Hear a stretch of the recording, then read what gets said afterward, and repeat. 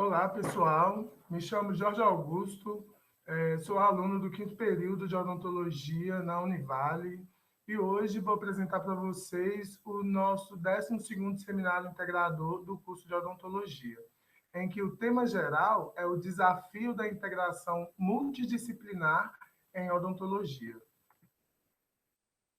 O nosso trabalho é um relato de caso clínico sobre uma restauração com resina composta classe 4, e aí a gente pode conferir os componentes do grupo e o nosso orientador responsável é a professora Andréa Barbosa do Vale, e a nossa área de concentração é a dentística. O avanço da odontologia restauradora estética ele é diário, e o crescente desenvolvimento dos materiais adesivos e técnicas restauradoras elas possibilitam tratamentos cada vez menos invasivos.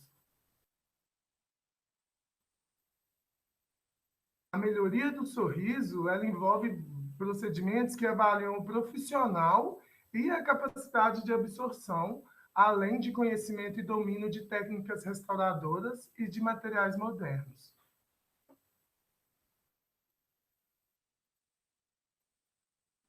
Parte das características desses materiais se dá também pelas propriedades das resinas que vão ser utilizadas. Aí a gente tem essas 4 propriedades principais aí dessas resinas, que são propriedades como cor, a opalescência, a fluorescência, a translucidez, que vão verificar e dar resultados no resultado final dessas restaurações com as resinas compostas. O objetivo do nosso trabalho foi apresentar um caso clínico e uma resolução restauradora estética com a resina composta em um dente submetido à fratura, utilizando a técnica de guia de silicona. O traumatismo dentário, ele caracteriza-se como uma urgência frequente no consultório odontológico. Várias situações contribuem para a ocorrência dessas fraturas, entre elas atividades esportivas, colisões, acidentes automobilísticos, quedas, violência urbana e doméstica, má oclusão, entre outras possibilidades, pode fraturar esses dentes. Quando na presença do trauma, é importante observar os seguintes fatores: a extensão da fratura e o seu tamanho. É importante observar também a disponibilidade do fragmento dental, que, de acordo com a odontologia conservadora, a gente está cementando esse fragmento dental, vai preservar os tecidos dentais e é o que a gente tem que recorrer normalmente. Mas quando não temos esse fragmento dental, a gente, igual no nosso caso, que será apresentado, a gente vai fazer essas restaurações com as resinas compostas. A gente tem que também avaliar o estado endodôntico do dente, porque pode mudar a alteração de cor nos dentes, a idade do paciente, o grau de erupção dos permanentes em casos de crianças, né, menores de 12 anos, que ainda não está com a dentição permanente completamente erupcionada, a quantidade e a qualidade do remanescente, para a gente poder averiguar aí se essa restauração vai suportar as forças mastigatórias, se essa restauração ela vai ter uma retenção para poder ficar aderida ao tecido dental. E aí, o nosso caso clínico é um paciente WL do sexo masculino. Ele tem 42 anos e ele compareceu nas clínicas da Univale apresentando como queixa principal uma fratura classe 4 no elemento 12. Aí a gente está apresentando a condição inicial desse paciente.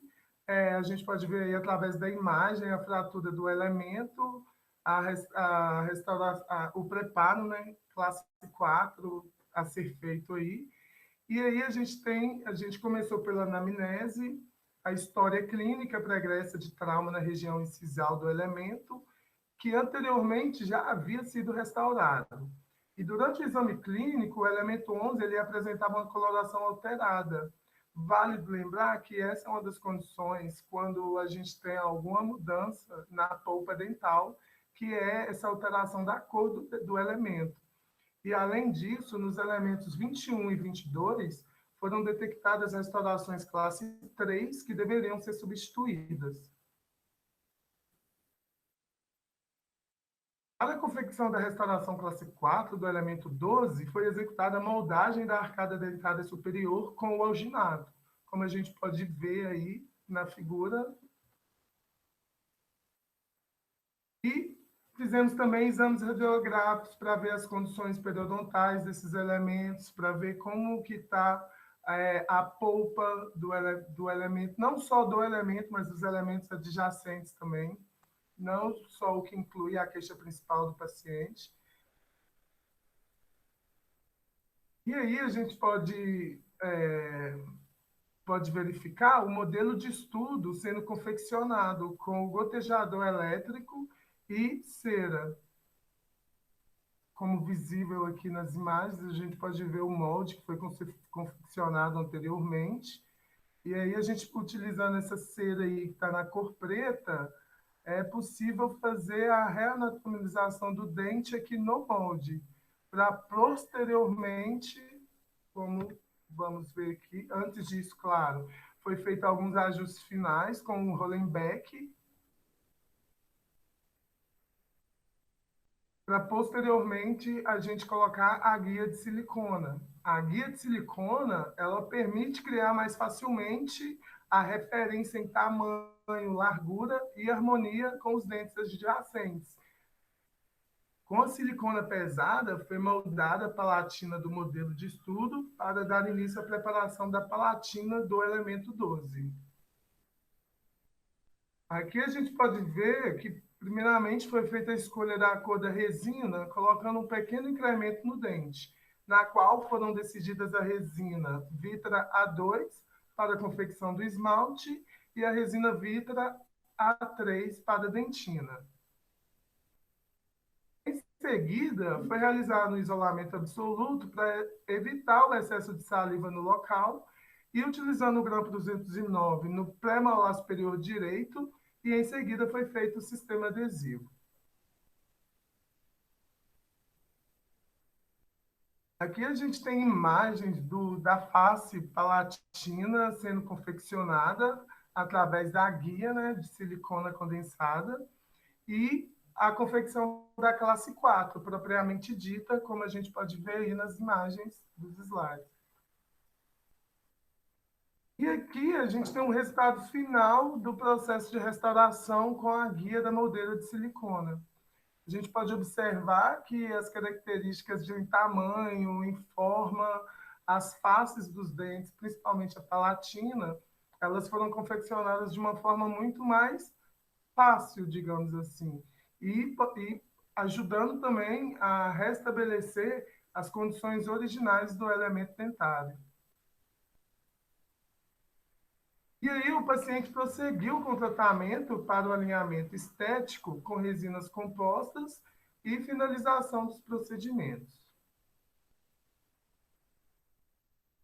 A gente pode concluir que a habilidade técnica e o uso desses artifícios com a guia de silicona para a realização dessas reabilitações, elas facilitam o processo de estratificação com resina compostas em restaurações de preparo do tipo 4, classe 4, perdão, e na reanatomização desse elemento dental. E pôde-se observar também que, ao favorecer a reconstrução da face palatina durante o preparo e das bordas incisais com a guia de silicona, criou-se uma melhor referência para a restauração completa do dente, como eu já havia dito, em tamanho, largura e harmonia entre si, e com os dentes adjacentes. Então, foi possível demonstrar que essas restaurações estéticas elas são uma rotina constante nos consultórios odontológicos e que fraturas em dentes anteriores são comuns, com recorrência da necessidade de realização de resinas compostas. Portanto, a técnica da guia de silicona ela é uma opção de tratamento conservador que restabelece a estética, a função e a autoestima do paciente. A gente colocou as nossas referências bibliográficas e obrigado. A gente chega bem mais longe quando se dedica e acredita.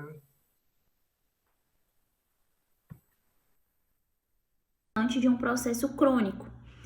E a sua presença na cavidade bucal, ela pode ocasionar problemas estéticos e causar sensibilidade dentinária.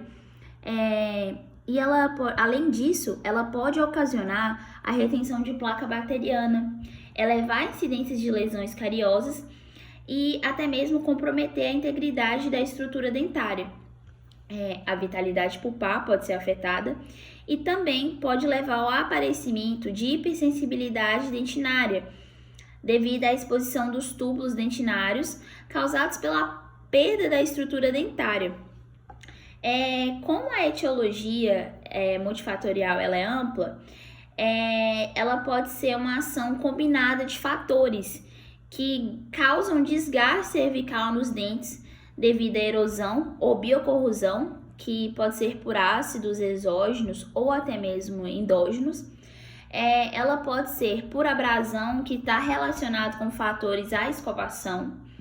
Há também a bifração, que pode ser ocasionada por fatores oclusais e hábitos parafuncionais, que aumentam o estresse na junção semente-esmalte. E além disso, além desses fatores que foram apresentados, outro fator que está sendo constantemente ressaltado na etiologia são os fatores psicoemocionais, como ansiedade e depressão. E nisso, a mudança do estilo de vida social e profissional da sociedade atual, através do estresse que é gerado pelo dia a dia, isso faz com que eleve os níveis de pressão e ansiedade. E assim, acredita-se que algumas pessoas estejam mais vulneráveis que outras, que o estado psicoemocional esteja vinculado ao aparecimento dessas lesões não cariosas, principalmente lesões de abrifração, que estão relacionadas com hábitos parafuncionais. Muitos pacientes que possuem doença do sistema nervoso ou algum tipo de desequilíbrio emocional adquirem com mais facilidade hábitos parafuncionais.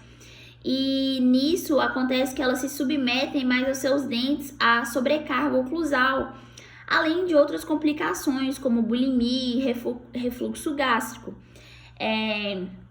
Por isso, pacientes enquadrados nesse quadro psicológico, eles devem suspeitar sempre da presença dessas lesões, ficarem mais atentos.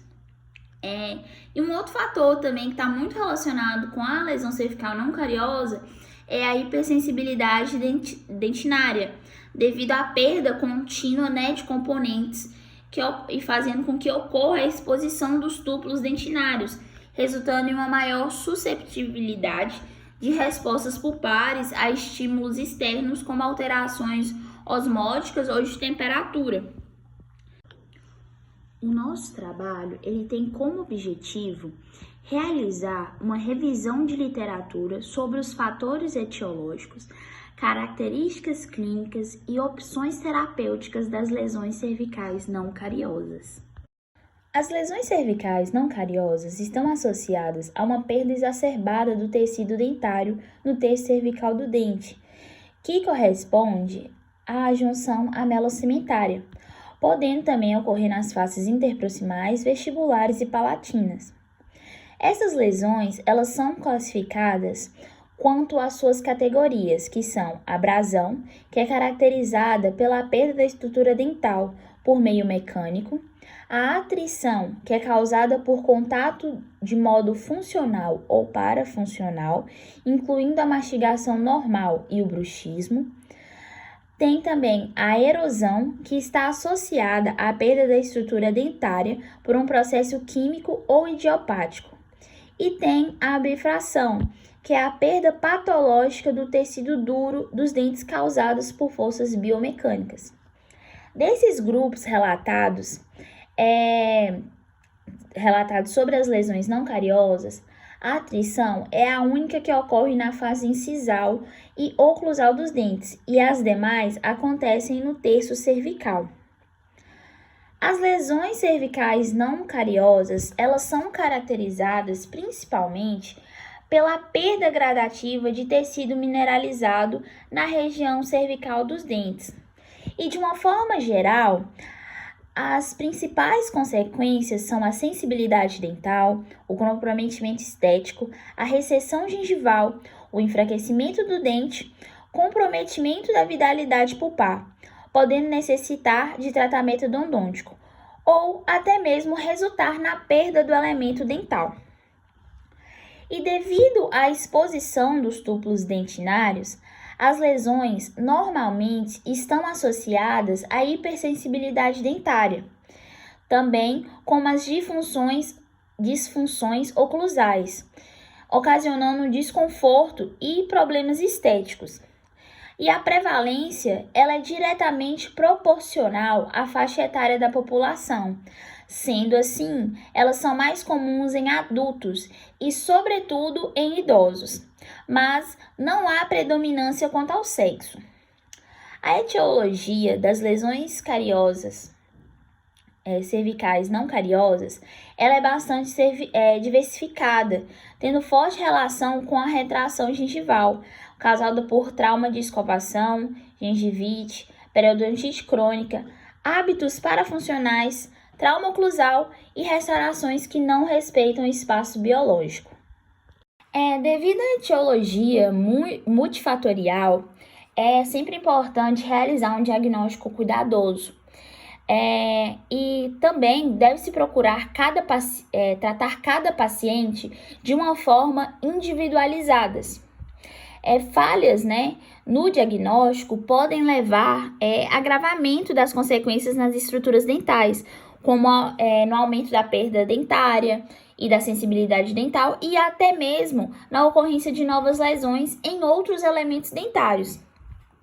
As lesões cervicais não cariosas, elas podem estar localizadas tanto em dentes anteriores quanto em dentes posteriores. Assim, podendo envolver apenas um quadrante do arco ou até mesmo todos os dentes. E, além disso, elas apresentam uma grande diversidade de forma e, apesar de serem mais prevalentes na superfície vestibular, elas podem ocorrer em todas as faces dos dentes. A dieta do paciente também é um fator que deve ser analisado para um diagnóstico preciso. Pois pacientes com alimentação rica em ácidos, refrigerantes, frutas cítricas, além também da utilização de algumas medicações ou que apresentam algum tipo de distúrbio, como refluxo ou bulimia, essas pessoas elas possuem alto risco de desenvolver as lesões cervicais não cariosas e, sobretudo, a erosão. Esses fatores etiológicos, eles podem estar associados entre si ou eles podem atuar de forma isolada e dependem das variáveis como a intensidade, duração e a frequência.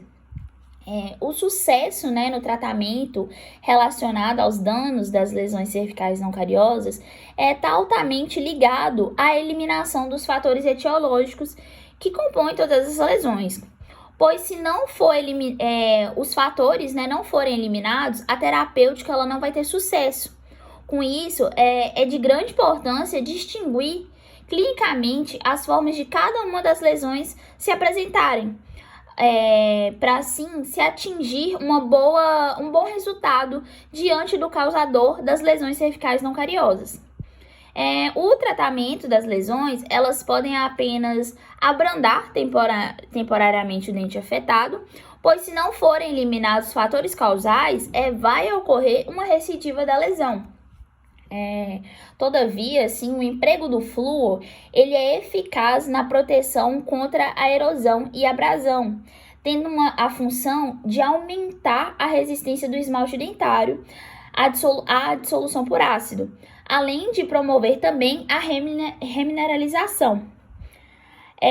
Ainda, a prevenção pode ocorrer com a aplicação de selantes à base de resina, e que também é importante frisar a fabricação de placas oclusais, para reduzir hábitos parafuncionais, bem como os desgastes oclusais e para evitar contatos prematuros, o que é imprescindível na prevenção da bifração. E, portanto, as restaurações de lesões cervicais não cariosas, elas dependem das necessidades do paciente, da gravidade e da possibilidade de evolução do problema. O uso de ionômeros de vidros em restaurações de lesões cervicais não cariosas é um material que ele possui características peculiares, como baixa contração de polimerização e compatibilidade térmica com a estrutura dental, favorecendo assim seu uso. Os cimentos de ionômero de vidro, eles apresentam excelente adesão à dentina por longos períodos, tornando-se um material de escolha para ser colocado em áreas cervicais. Bom, e o nosso caso clínico é de uma paciente do gênero feminino, de 49 anos, que compareceu à clínica da disciplina de estágio curricular supervisionado em Clínica Integrada 2, da Universidade Vale do Rio Doce. E essa paciente estava sentindo dor devido ao mordiscamento na mucosa jugal e também sentindo dor nos músculos da mastigação. Foi realizada uma anamnese minuciosa a fim de entender o histórico médico-odontológico da paciente e conduzir melhor a um diagnóstico. A mesma se diz saudável, não etilícia nem tabagista, ela tinha apenas o hábito de ranger os dentes à noite enquanto dormia, o que é um sinal característico de bruxismo. No exame físico extra e intraoral, de acordo com os protocolos da universidade, verificou-se uma retração gengival classe 1 de Miller, associada a lesões cervicais não cariosas, nos premolares inferiores direito. Diante dos exames clínicos, associado ao relato da paciente de realizar hábitos parafuncionais, chegou-se ao diagnóstico de abfração, que se caracteriza por uma perda de estrutura dentária, geralmente relacionada a tensões mecânicas e mastigatórias em ambos os elementos. E como exames complementares foi realizado também radiografias periapicais e bite-wing. Como tratamento, optou-se pelo restaurador, que foi feito em outra sessão, onde foi inserido fios retratores 3.0 no sulco gengival para fazer o afastamento, e a seguir foi aplicado o protocolo do sistema adesivo convencional de 3 passos, começando com ácido fosfórico a 37%, seguido do primer e do bond. Então, foi restaurado os elementos com resina fotopolimerizável na cor A2 do sistema Z250 da 3M, restabelecendo a anatomia coronária dos premolares. Finalizando, a professora responsável ressaltou a importância de confeccionar um dispositivo interoclusal, mais conhecido como placa de bruxismo, que é indicada para controlar os efeitos deletérios causados pelo bruxismo. No relato do caso clínico, observamos a integração disciplinar com algumas matérias, como a periodontia, devido à retração gengival ocasionada por agressões constantes à gengiva. Além disso, a dentística esteve presente durante o recobrimento da raiz dentária exposta com resina fotopolimerizável, que teve como objetivo a proteção contra novos desgastes dentários, alívio estético, facilitação da remoção de placa bacteriana e bloqueio de sensibilidade. A endodontia se destaca nesse caso clínico devido ao trauma oclusal gerado pela sobrecarga no elemento dental, podendo ocasionar efeitos patológicos à polpa dentária, comprometendo o metabolismo tecidual, gerando alterações imunológicas e vasculares ao tecido, que dependendo da duração da intensidade e de como o tecido se apresenta fisicamente, podem ocasionar efeitos irreversíveis à polpa dentária, sendo necessário o tratamento endodôntico. Por fim, nesse estudo, observamos grande participação da disciplina de DTM, considerando que uma das possíveis etiologias das lesões cervicais não cariosas é a sobrecarga oclusal, tornando importante a compreensão da relação entre a prevalência dessas lesões e os fatores associados com o bruxismo do sono. Como foi abordado no nosso seminário, concluímos que as lesões cervicais não cariosas possuem uma etiologia multifatorial, fazendo com que o dentista aborde de forma individualizada o tratamento para cada paciente, de acordo com a necessidade de cada caso. As consequências geradas aos pacientes são inúmeras, variando desde a sensibilidade dentária, comprometimento estético, até a perda do elemento dentário se não tratado de maneira eficiente. Contudo, cabe a nós cirurgiões dentistas estarmos atentos a essas lesões e tratarmos não só o dente afetado, mas sim o causador da lesão para que não haja recidiva da doença.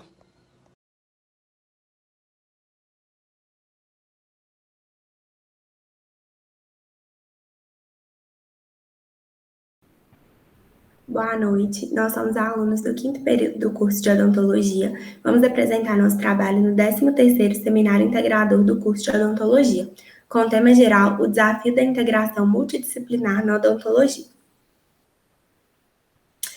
O nosso tema é endocral, considerações clínicas e preparo protético. Os componentes Ana Luísa, Bárbara Ribeiro, Bruna Mafra, que sou eu, Giovana Luca, Ingrid Adriele, Caroline Vieira, Laura Fernandes, Rod Stuart Felipe, Wérica Custódia e Vitória Caroline.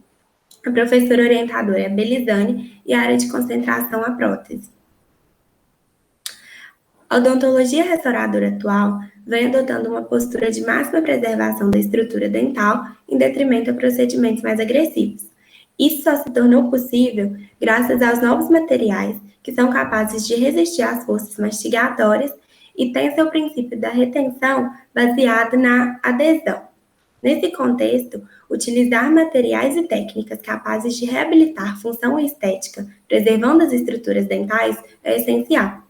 Na reabilitação oral tradicional de dentes tratados endodonticamente, o uso de retentores intrarradiculares e coroas totais apresentam resultados satisfatórios. No entanto, a remoção dos remanescentes do tecido coronário ao redor do acesso endodôntico fragiliza o elemento dental e acarreta no maior risco de fraturas radiculares durante o preparo para os retentores e durante a mastigação. Para evitar, então, esse maior desgaste da estrutura dentária, surgiram as coroas endodônticas adesivas ou endocral, nas quais incorpora a câmara pulpar ao preparo protético, associando o uso de técnicas adesivas para promover uma maior preservação da estrutura dental. A endocral ela é um tratamento alternativo para a restauração de dentes tratados endodonticamente, constituída de uma restauração indireta, confeccionada em um monobloco cerâmico, onde a coroa e o núcleo são unidos na formação de uma peça única com o mesmo material. O preparo protético inclui a porção coronária, a câmara pulpar, mas não inclui os canais radiculares.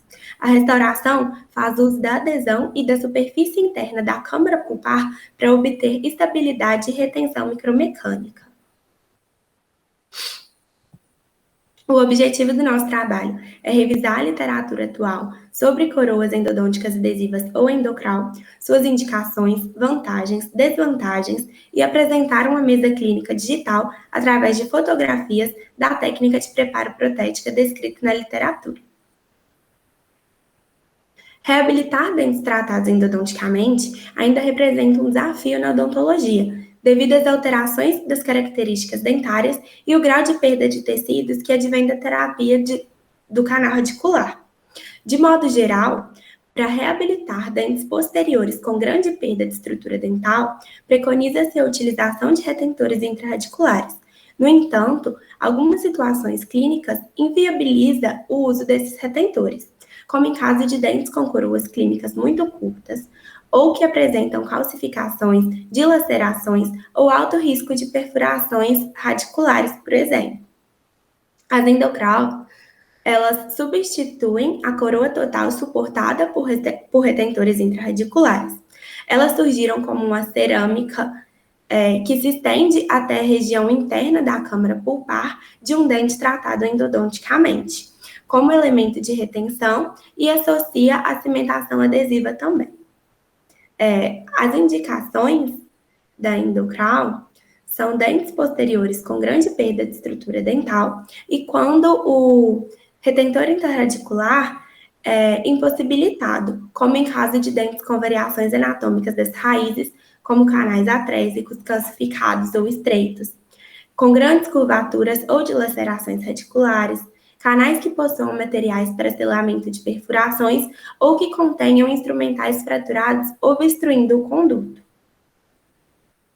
As contraindicações são pacientes com alto índice carioso ou hábitos parafuncionais, cavidades em que houver falta de esmalte cervical, quando a câmara pulpar tiver menos que 3 milímetros de profundidade, quando a margem cervical for inferior a 2 milímetros de largura, em casos de impossibilidade de manter o controle da umidade, tanto durante a confecção do preparo como durante a cimentação da endocral. As vantagens da técnica são a otimização do tempo clínico, o menor número de sessões, o baixo custo, pois não é necessário confeccionar o retentor intraradicular, a facilidade de execução de seu preparo, pois não é necessário fazer o preparo intraradicular, e evita o enfraquecimento do dente e o risco de acidentes. As principais desvantagens seriam a perda de retenção quando comparada às coroas suportadas por um retentor intraradicular e o risco de fratura relacionado ao tamanho e à forma da câmara coronária. O preparo protético, ele deve possuir alguns princípios básicos, dentre eles, ter ângulos arredondados, paredes axiais externas levemente convergentes para o oclusal, com cerca de 12 graus de inclinação. O assoalho da câmara coronária deve ser reto e o término cervical preferencialmente supragengival, pois assim vai facilitar os próximos passos de ajuste e cimentação da endocral e também evita o acúmulo de biofilme naquela região. Não é obrigatório, mas recomenda-se preparar um ombro que circunde todo o dente com uma espessura de cerca de 1,5 milímetros para melhorar a retenção mecânica da restauração. Em alguns casos, quando não for possível obter uma boa retenção, pode-se desobstruir cerca de 2 milímetros do maior conduto, que será então incluído no preparo protético. Antes do preparo propriamente dito, sob isolamento absoluto, deve-se realizar a limpeza da cavidade, removendo todas as sujidades, como restos de gutta-percha, restos de cimento endodôntico, de selamento provisório. Essa limpeza final pode ser realizada com álcool a 70% ou clorexidina a 2%. E o tratamento endodôntico, ele deve ser blindado, utilizando resina flow ou ionômero de vidro. O assoalho da câmara coronária deve ser nivelado, utilizando resina composta, ou bookfill, ou flow. As paredes internas, quando apresentarem áreas retentivas, devem ser preenchidas com resina composta e devem, então, ser lisas, expulsivas e com ângulos internos arredondados. A redução oclusal deve ser de no mínimo 2 milímetros para garantir solidez estrutural à prótese. O término cervical deve ser em ombro reto ou arredondado ou ainda um chanfrado profundo, preferencialmente supragengival, mas esse término ele pode ser modificado por algumas razões clínicas. O dentista deve então avaliar e decidir se o término será mesmo supragengival. O esmalte que não tiver suporte de dentina ou que tiver menos de 2 milímetros de espessura, ele deve ser removido, mas o esmalte ao redor da linha do término deve ser mantido para facilitar a adesão. Todo o preparo protético ele deve passar por um acabamento e um polimento feito em baixa rotação ou com contra-ângulo redutor, utilizando pontas diamantadas finas ou ultra finas, brocas multilaminadas ou ainda pontas de polimento. É indicado, então, o uso de fios afastadores gengivais durante a moldagem do endocral, mesmo que em alguns casos o preparo ele esteja em nível gengival, para que assim o afastamento lateral dos tecidos permita uma maior quantidade de material moldador nessa área, que vai garantir também uma melhor qualidade no modelo de trabalho. O silicone de adição, ele é um material mais usado, de maior escolha, para a moldagem da endocral, porque ele possui estabilidade dimensional, uma excelente capacidade de cópia e um tempo de trabalho adequado. As cerâmicas reforçadas por silicato de lítio ainda vem sendo o material mais indicado para a fabricação das endocrals, porque elas possuem uma maior longevidade, uma maior adesão à estrutura dentinária e também possuem maior resistência mecânica. E para o processo de cimentação adesiva, é importante que eles sigam o protocolo de preparo da peça, de acordo com a cerâmica, com a concentração do ácido fluorídrico utilizado e o protocolo indicado pelo fabricante do cimento resinoso de dupla polimerização. Uma vez que a estrutura da peça ela não permite uma adequada transmissão da luz. Em restaurações de dentes desdentalizados é um grande desafio na odontologia, porque requer do cirurgião dentista um conhecimento interdisciplinar de endodontia, periodontia e dentística. E na terapia restauradora para dentes tratados endodonticamente, ela é muito importante, porque os dentes que são obturados mal restaurados, eles são mais propensos a fraturas e infiltração coronária, o que vai levar posteriormente a uma contaminação bacteriana do tratamento endodôntico.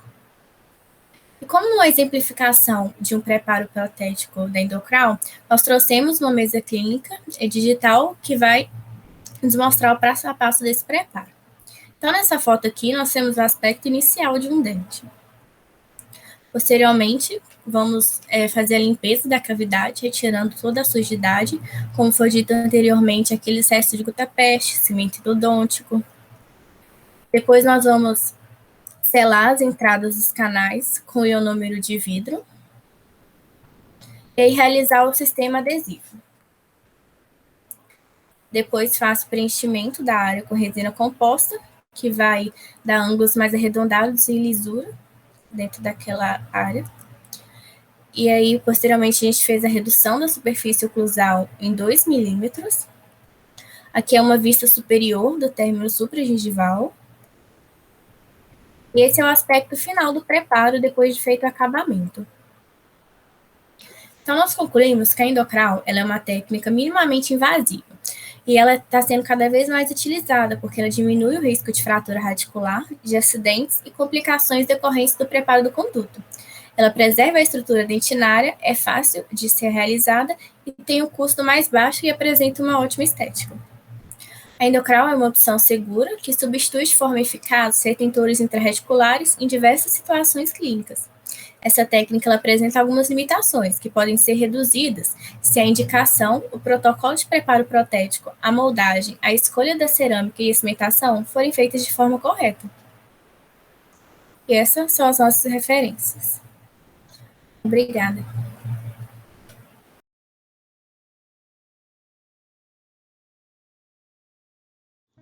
Boa noite. Vamos dar início à nossa apresentação do 13º Seminário Integrador de Odontologia. O tema geral é o desafio da integração multidisciplinar em odontologia. Nós somos alunas do 6º período e vamos apresentar um relato de caso clínico cedido pelo nosso professor orientador Celso Rios. O nosso tema é a etiopatogenia dos dentes supranumerários, um relato de caso de quarto molar com indicação ortodôntica para exodontia. O nosso grupo é composto pela Ana Paula Moreira, Emily Marques, Andrine Alves, Ian Calice de Almeida, Jéssica Helena Dias, Caroline Duarte, Lavínia Silva, Laura Aguiar, Marina Ros e Maiara Ferreira. Nosso orientador é o professor Celso Henrique Rios. A área de concentração do trabalho é a cirurgia. A hiperdontia trata-se de uma anomalia em que há um maior desenvolvimento de dentes, chamados de supranumerários.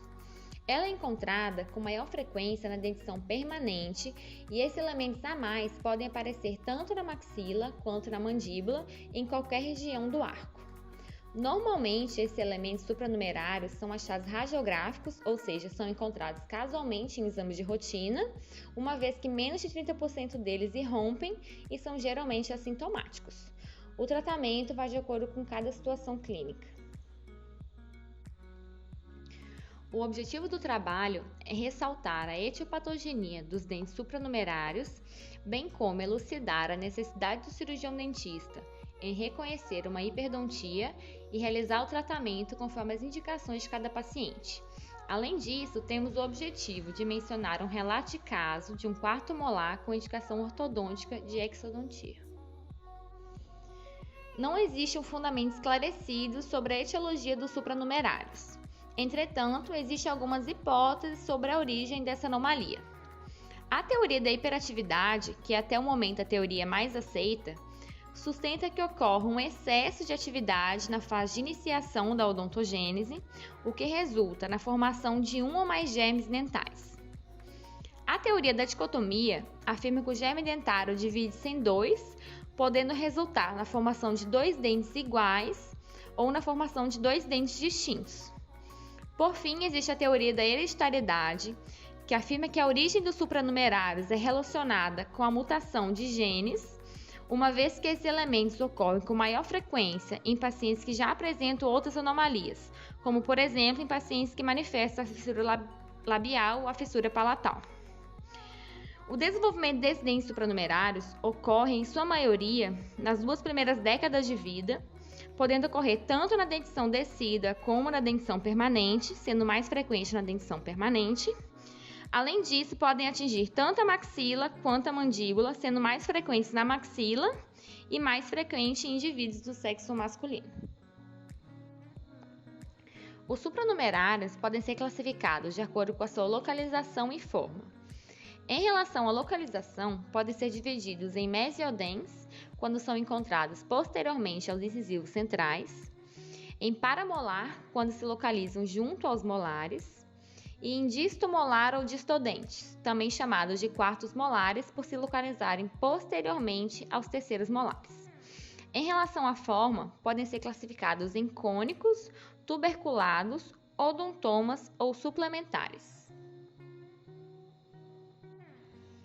O desenvolvimento de dentes supranumerários é capaz de ocasionar complicações, tais como deslocamento dentário, apinhamentos, retenções de dentes, comprometimento de enxertos ósseos alveolares, dificuldade na colocação de implantes e patologias associadas, uma vez que a não irrupção desses dentes e a sua permanência no interior do osso representa um grande risco para o desenvolvimento de cistos e tumores odontogênicos, como o ameloblastoma e o ceratocisto odontogênico. Os dentes supranumerários, em sua maioria, são assintomáticos, entretanto, em alguns casos pontuais, podem ocasionar alteração na erupção dos dentes, rotação dental, deslocamento de dentes vizinhos e formação de diastemas. Como dito anteriormente, eles são achados radiográficos, contudo, quanto mais cedo diagnosticados e mais precocemente sendo realizado o tratamento, menores as consequências o supranumerário pode provocar. É importante ressaltar que o tratamento vai depender da localização, da forma e da influência do supranumerário sobre os dentes e estruturas adjacentes. O diagnóstico é baseado em exames de imagem. As radiografias periapicais podem ser utilizadas, entretanto, elas não são as mais indicadas, pois elas não permitem uma total visualização e uma correta localização do elemento. O exame considerado padrão para o diagnóstico é a radiografia panorâmica, uma vez que ela possibilita uma visão geral do complexo maxilomandibular, que ela revela o estágio de formação do dente supranumerário e sua proximidade com o canal mandibular e dentes adjacentes. A limitação da radiografia panorâmica é que ela não apresenta 3 dimensões e, portanto, não fornece a localização exata do elemento.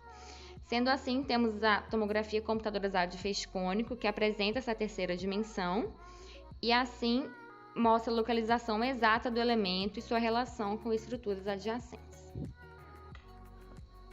Após feito o diagnóstico, deve ser realizada uma criteriosa avaliação da indicação de exodontia, já que a remoção do elemento nem sempre é necessária, visto que o supranumerário pode não acarretar transtorno à saúde bucal do paciente.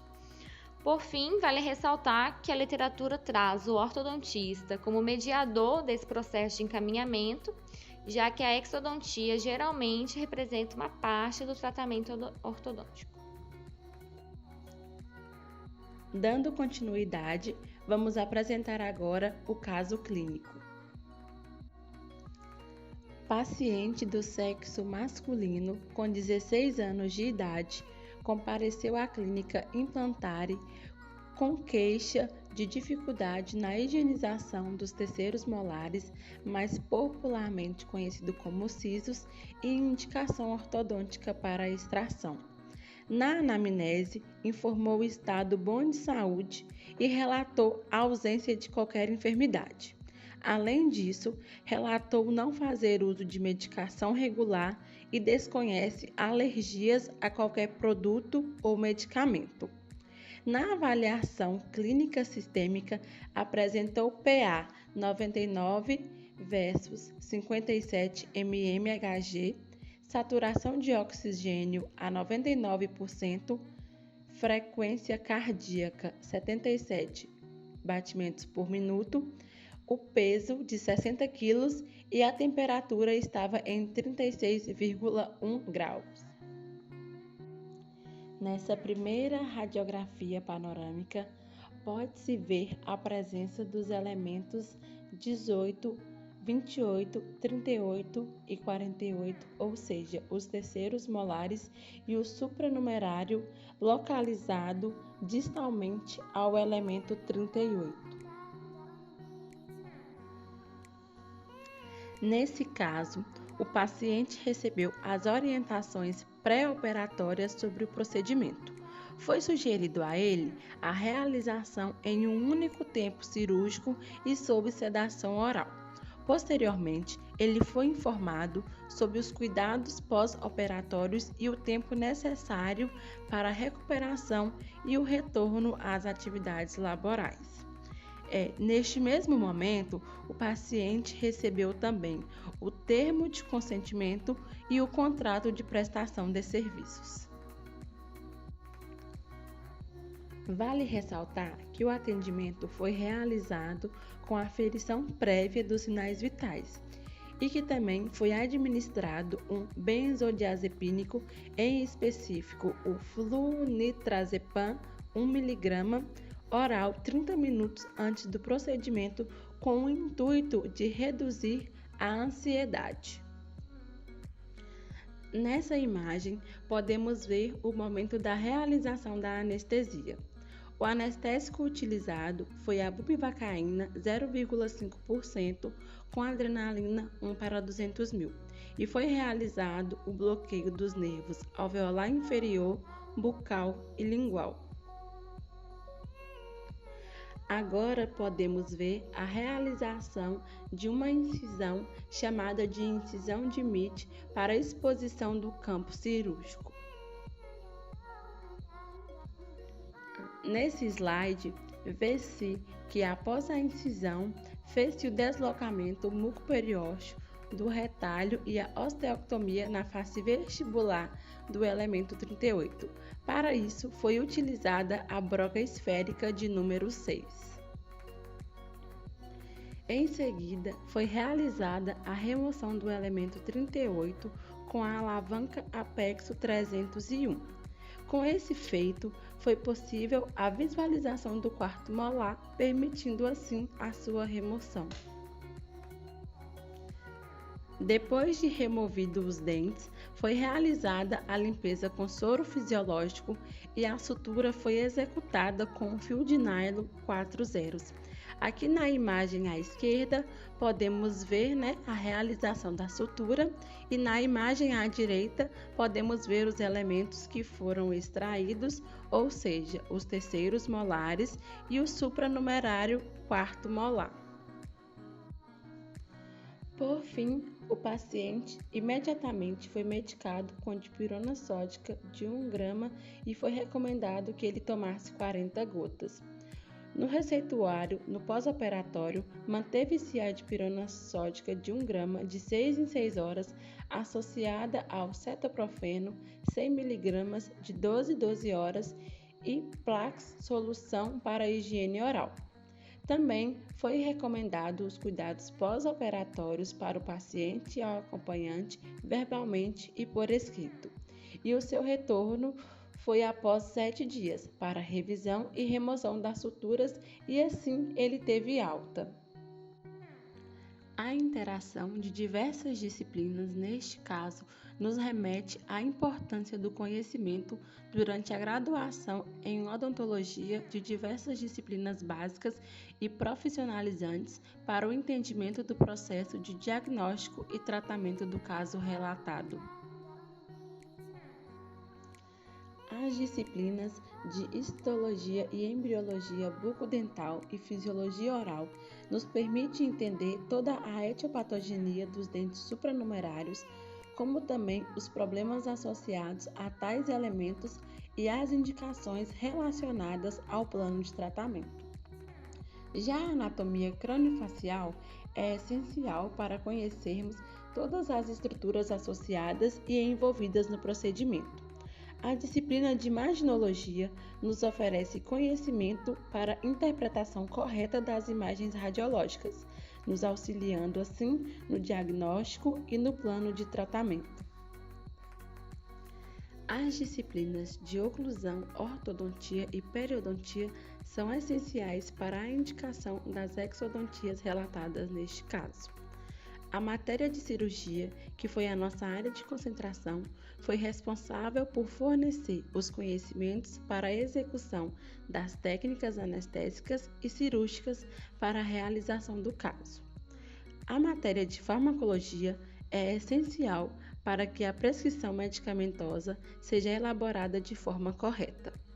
A disciplina de odontologia legal refere-se às questões éticas e de registros do caso.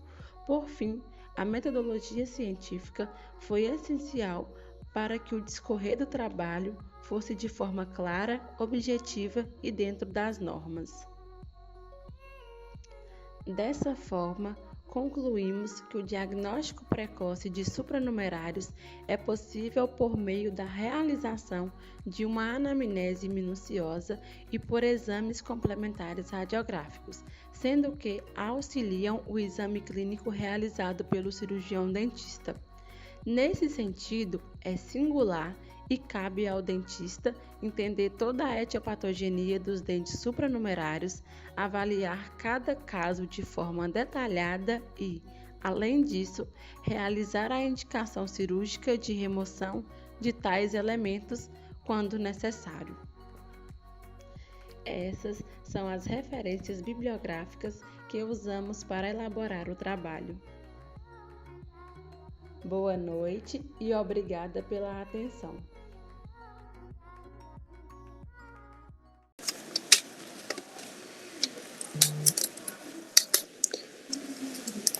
Boa tarde. Vamos iniciar agora a apresentação do nosso trabalho de seminário integrador.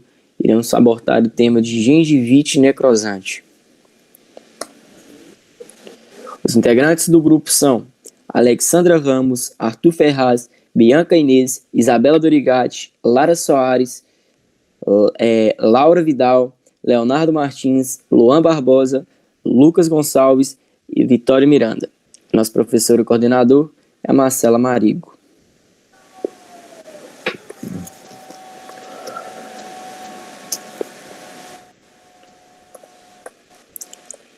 Introduzindo o nosso trabalho, a gengivite necrosante é uma doença periodontal caracterizada por necrose gengival, sangramento, dor, halitose e, em alguns casos, hipertemia, náuseas e aumento dos nódulos linfáticos. A etiologia desta doença está basicamente relacionada a uma agressão bacteriana advinda principalmente de bactérias gram-negativas.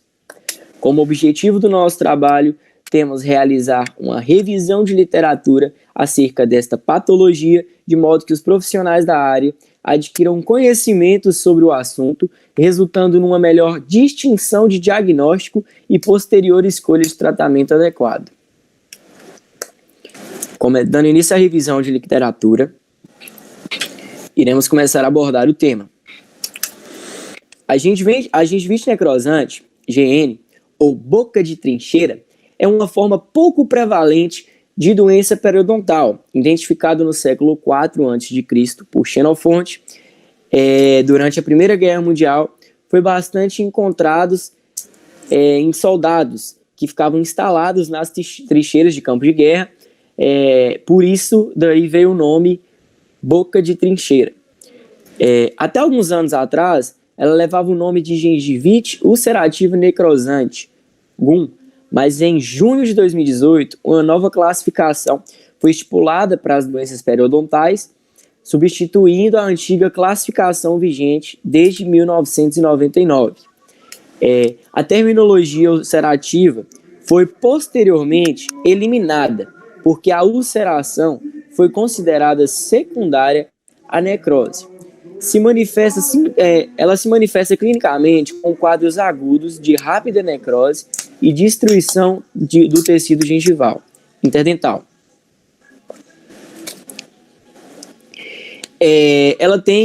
A gengivite ulcerativa necrosante, ela tem uma prevalência baixa na população mundial, menor que 1%. E embora em populações específicas, como síndrome da imunodeficiência humana, HIV, ela tem apontado que pode acometer até 11% desses indivíduos. Além disso, adultos e jovens parecem ser os indivíduos mais afetados por esta patologia. Os indivíduos mais acometidos por essa patologia são adultos e jovens entre 20 a 30 anos de idade, e não é comum em crianças, mas porém foi relatado em crianças de grupos socioeconômicos baixos de países subdesenvolvidos e em crianças com síndrome de Down. As doenças periodontais necrosantes em crianças são raras e, quando ocorrem, geralmente estão associadas a algum comprometimento sistêmico que resulte em queda da imunidade, possibilitando o aquecimento dos sinais clínicos da doença. Com você, Lucas. Boa tarde, Arthur. Boa tarde a todos. Eu vou dar continuidade aqui ao nosso trabalho, né? Periodontite ulcerativa necrosante, PN. Ela é definida como um processo inflamatório do periodonto, resultando em necrose ou ulceração nas papilas interdentais. Ela também pode apresentar um sangramento gengival, halitose, dor e perda óssea rápida, além de sinais e sintomas como formação de pseudomembrana e linfadenopatia, e também febre. Essa foto aqui é uma visão clínica dos tecidos periodontais, e nela a gente pode observar as papilas, poucas decapitações, áreas ulceradas, vermelhidão, tem presença de sangramento e a pseudomembrana.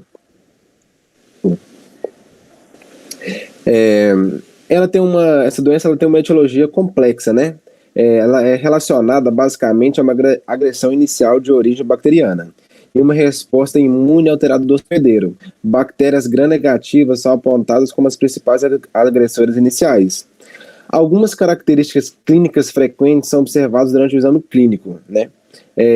A necrose nas papilas interdentais, hemorragia, supuração e a formação de membranas acinzentadas.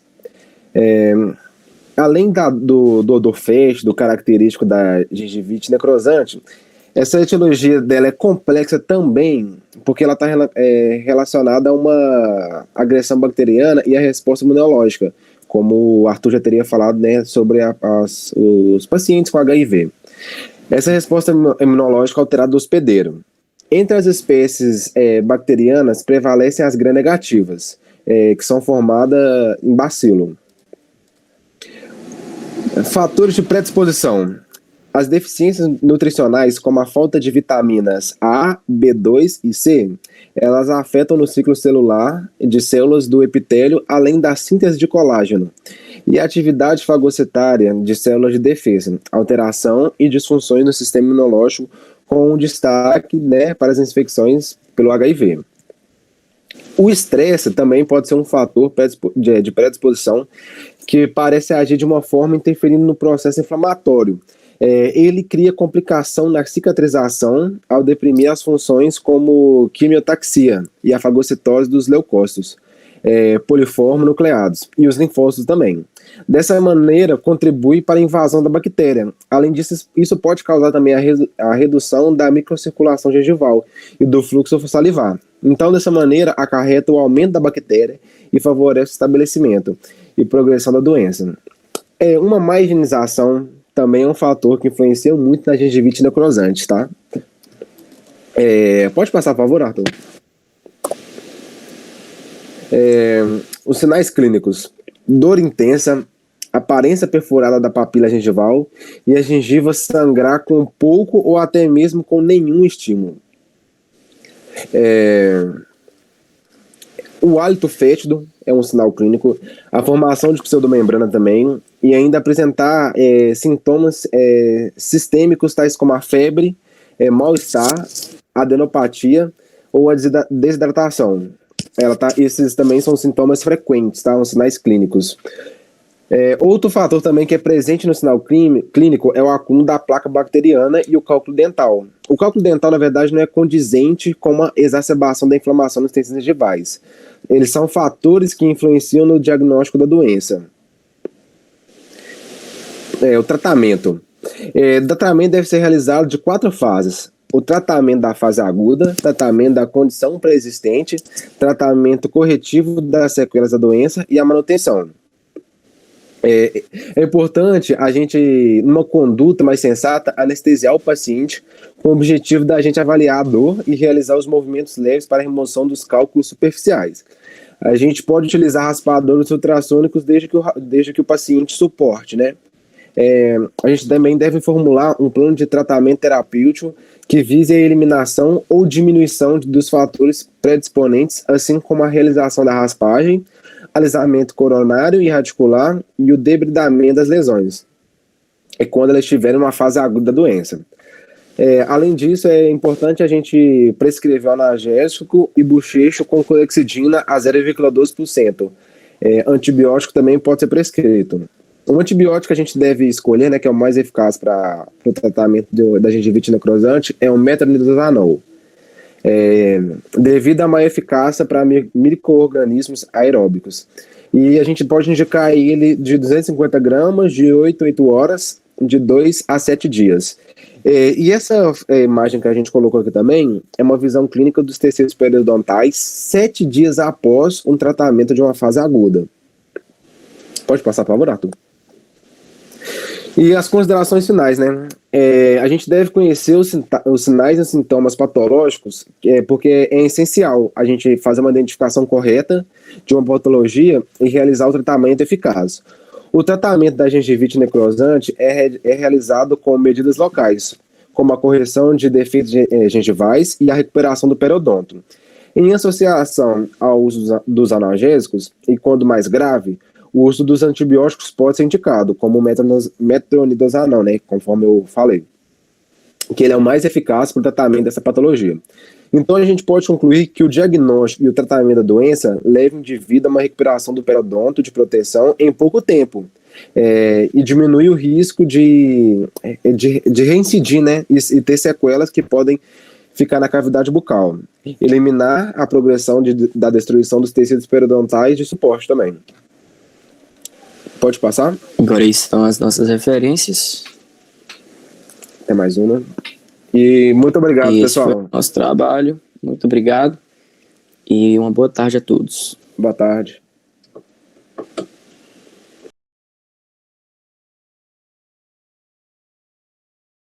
Olá, este é o 13º Seminário Integrador do curso de Odontologia da Univale, com o tema geral, o desafio da integração multidisciplinar em odontologia.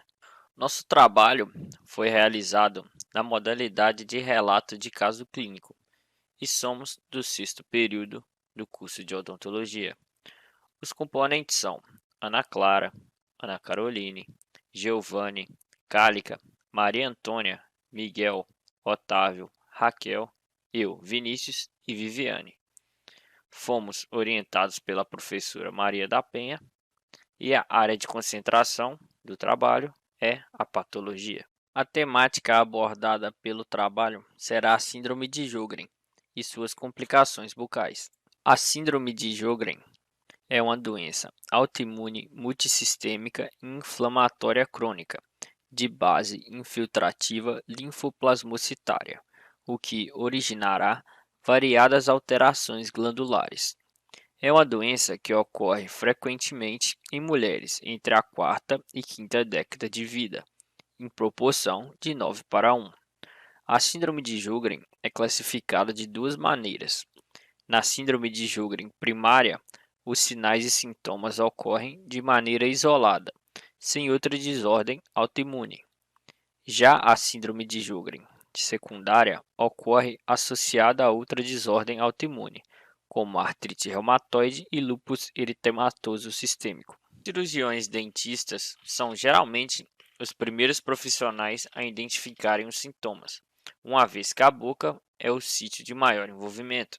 Os principais alvos da inflamação são as glândulas lacrimais e salivares, provocando a xeroftalmia e xerostomia.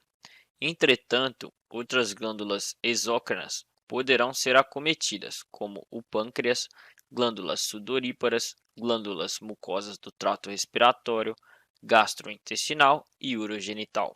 Dessa forma, o objetivo desse trabalho é apresentar, através de uma revisão de literatura, as complicações bucais da síndrome de Sjögren, bem como a importância de um tratamento multidisciplinar a fim de cooperar para uma melhora na qualidade de vida dos pacientes acometidos, através do alívio de sinais e sintomas. A revisão de literatura demonstrou que o mecanismo de ação funciona da seguinte maneira: ocorre uma infiltração mononuclear progressiva das glândulas exócrinas, havendo elevado número de linfócitos B e T, sendo que a proporção das células B aumenta com o agravamento das lesões, o levando à atrofia da glândula e à perda estrutural, tanto em glândulas salivares maiores como menores, no ponto de vista odontológico. Os sinais e sintomas principais são a xerostomia e xeroftalmia. Porém, poderão aparecer patologias como poliartralgia, púrpura, cansaço e mialgias, fenômeno de Raynaud, cárie em regiões atípicas, papilas linguais atrofiadas, fissuras na língua, mucosa jugal avermelhada e dolorida, sensação de queimação na mucosa oral, além de fibrose pulmonar, intersticial, neuropatias, dentre outros. O diagnóstico é realizado seguindo os critérios da Liga Europeia de Combate ao Reumatismo, onde avalia-se sinais e sintomas, índice de atividade sistêmica reportado pelo paciente, biópsia de glândulas salivares menores, o que é considerado padrão ouro, bem como cintilografia e cialometria. Exames complementares laboratoriais também podem auxiliar, como o anti-RO-SSA, anti-LA-SSB, fator reumatoide e fator antinúcleo. Não existe tratamento definitivo para a síndrome de Sjögren, e sim de suporte. Em se tratando das complicações bucais, a utilização de flúor, bochechos de fosfato de cálcio saturado e agentes microbianos como a clorexidina irão auxiliar.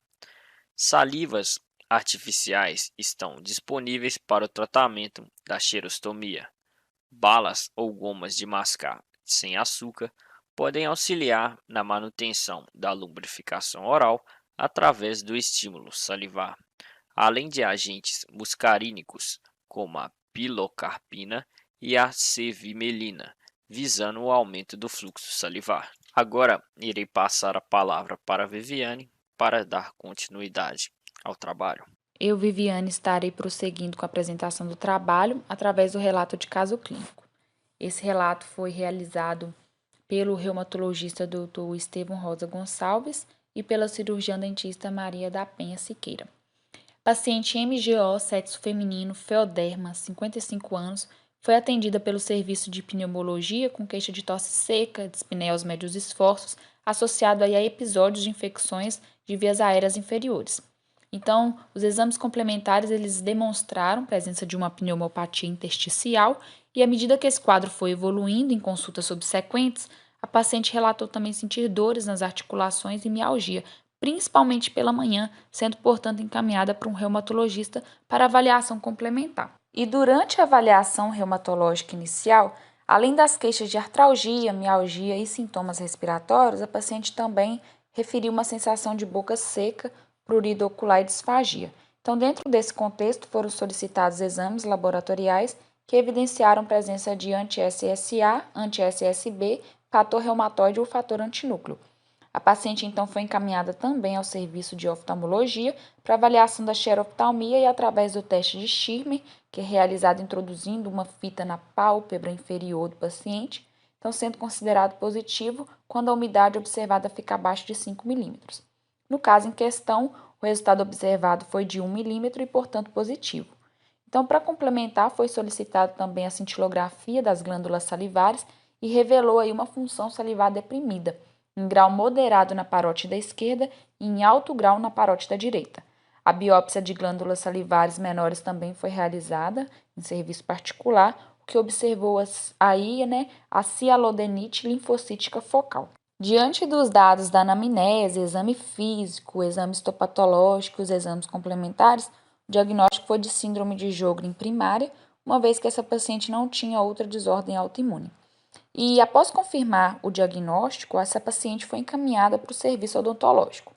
Então, ao exame clínico, notou-se aí presença de xerostomia, cárie nos elementos 11, 22, 23, 36, 46 e 47, em locais atípicos, que é borda incisal e ponta das cúspides, a ausência dos elementos 14, 15, 17, 18, 24, 26 e 48, doença periodontal, rachaduras linguais, as papilas estavam atrofiadas e candidíase oral também foi vista e aumento das glândulas salivares. Foi solicitada aí uma radiografia panorâmica para auxiliar no planejamento do tratamento. O tratamento, então, foi dividido em 2 etapas, em que a primeira consistiu na realização dos procedimentos odontológicos propriamente ditos. Então, essa paciente foi encaminhada ao serviço de periodontia, onde foi realizadas as raspagens sub- e supragengivais e aplicação de flúor. Os dentes cariados eles foram restaurados em resina composta e após a finalização destes procedimentos, foi realizada também uma prótese removível superior, visando aí uma reabilitação oral estética. Foi realizada também terapia antifúngica com nistatina 4 vezes ao dia, durante 7 dias para tratar a candidíase oral. A segunda etapa consistiu em realizar aí o alívio dos sinais e sintomas da síndrome de Sjögren. Foi prescrito, então, medicamento quinhidrate para substituir a saliva em formato de spray, instruído a borrifar de 2 a 3 vezes por dia. Esse método tem a função aí de aliviar os sintomas, proteger e hidratar os tecidos e visando conseguir também um aumento na produção de saliva, essa paciente foi orientada a usar gomas e balas de mascar de xilitol. Além disso, a fim de prevenir cáries dentárias recorrentes, foi prescrito também os bochechos com flúor e orientações acerca de uma escovação adequada, utilização de fio após as refeições e antisséptico bucal à base de clorexidina. Além disso, essa paciente também foi orientada a realizar o acompanhamento odontológico semestral por tempo indeterminado. E através da resolução deste caso clínico, então ficou evidente a necessidade e a importância dos conhecimentos científico-técnicos das diversas disciplinas estudadas ao longo da graduação. Entre elas a imunologia, por se tratar de uma doença que é uma desordem autoimune, ou seja, o sistema imunológico ataca o próprio corpo, e isso gerou o quê? O envolvimento dessas glândulas exócrinas, acarretando no prejuízo funcional das estruturas tanto oculares, pulmonares, reumáticas e bucais da paciente. Entrando também em foco a disciplina de patologia. A paciente apresentou aí a síndrome de Sjögren primária, como eu já disse, acometendo as glândulas exócrinas do corpo e aí apresentando diversas manifestações sistêmicas. Vemos também a importância da fisiologia e da bioquímica, porque as complicações bucais observadas na paciente foram atribuídas ao envolvimento das glândulas salivares, o que levou a menor secreção salivar. Então, a saliva ela é uma importante solução de homeostasia do corpo humano, então sendo que alterações na sua composição ou volume vão levar a complicações severas e alterações no componente funcional e social do indivíduo, como, por exemplo, falta de lubrificação natural, então deixando desprotegida de agressões, também a ausência de proteínas salivares, deixando o dente exposto a ácidos e desgaste, e propiciando a proliferação de bactérias e fungos. Como vimos, então, o paciente apresentou candidíase, cárie dentária, doença periodontal. Além disso, a estomatologia, porque nessa disciplina nós estudamos acerca de xerostomia, doenças oportunistas, língua com alterações papilares, fissuradas, como nós vimos no presente caso clínico, e quando esses sintomas clínicos eles podem se confundir com outras doenças, é necessário realizar o exame histopatológico, que no caso foi realizada a biópsia das glândulas salivares menores. A radiologia também foi realizada uma radiografia panorâmica, para poder auxiliar no planejamento e no tratamento desse caso. A periodontia foi realizada um tratamento da doença periodontal, realizando raspagens sub- e supragengivais nos elementos necessários, além da aplicação de flúor. A dentística e a anatomia dental, realizando aí restaurações em resina composta dos elementos cariados 11, 22, 23, 36, 46 e 47. A prótese removível, que foi realizada no fim do tratamento, né, uma prótese superior, a fim de retomar a função mastigatória estética, e a farmacologia, porque foi realizada uma conduta terapêutica de apoio, como, por exemplo, foram prescritos aí o spray, né, de saliva artificial e realizada também a terapia antifúngica com nistatina para o tratamento da candidíase. Nossas considerações finais, então, portanto, foram as seguintes. Pode-se concluir que a síndrome de Sjögren é uma doença que merece atenção por parte do cirurgião dentista, uma vez que desenvolve diversas complicações bucais. E, além disso, essas por muitas vezes são negligenciadas por parte dos profissionais, o que implica em ausência de orientação e informação acerca da atenção à saúde bucal destes pacientes. Faz necessário, portanto, que o cirurgião dentista ele detenha de conhecimentos e se atente a detalhes como observar se a presença de xerostomia, cáries nos locais atípicos e outros sinais e sintomas, podendo assim suspeitar que o paciente tenha síndrome de Sjögren e o encaminhar para o reumatologista para realizar o restante dos exames, né? E assim ter um diagnóstico precoce e, consequentemente, um tratamento de suporte rápido e efetivo. Então, com o relato de caso clínico, pode-se perceber também a importância de um trabalho multidisciplinar e multiprofissional, que envolveu aí, dentista, reumatologista, pneumologista, oftalmologista. Então, assim, tudo para atingir uma melhora na qualidade de vida da paciente. E, em virtude dos fatos mencionados, fica evidente a importância das disciplinas estudadas no decorrer do curso de odontologia para que o cirurgião dentista ele esteja apto a diagnosticar e a tratar as complicações bucais ocasionadas pela síndrome de Sjögren. Essas são as nossas referências bibliográficas. Muito obrigada pela atenção e dia 23 de julho é o Dia Mundial da Síndrome de Sjögren.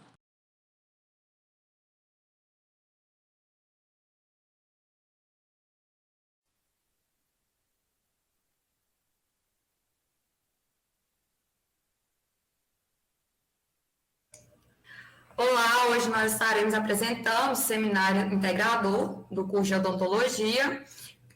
Pode passar. Pode passar. O nosso tema é colagem de fragmentos em dentes anteriores, utilizando cimento resinoso dual. Os componentes são Breno Alves, Carla Vanessa, Daniela Santana, Lara Rodrigues, Laís Gabriela, Luísa Luna, no caso eu, pode passar. Maíra Cristina, Maria Luísa, Priscila Perpétuo, Thalita Croscob e Vanessa Márcia. O nosso professor orientador é o Renato Tirelli. Pode passar. As fraturas em dentes anteriores geralmente ocorrem com mais frequência em crianças e adolescentes e geralmente são incisivos centrais e laterais superiores, né, devido a quedas, essas coisas. E o índice de ocorrência dessas fraturas tem sido semelhante a doenças periodontais e a cárie dentária, o que acaba entrando como um problema de saúde dental mundial. Pode passar. O objetivo desse estudo é realizar uma revisão da literatura a respeito da colagem de fragmentos em dentes anteriores, direcionada aos pré-requisitos, a realização da técnica, o armazenamento do fragmento, os materiais necessários, as vantagens e as desvantagens desse procedimento e, por fim, exemplificar e salientar o assunto por meio de um relato de caso. Pode passar.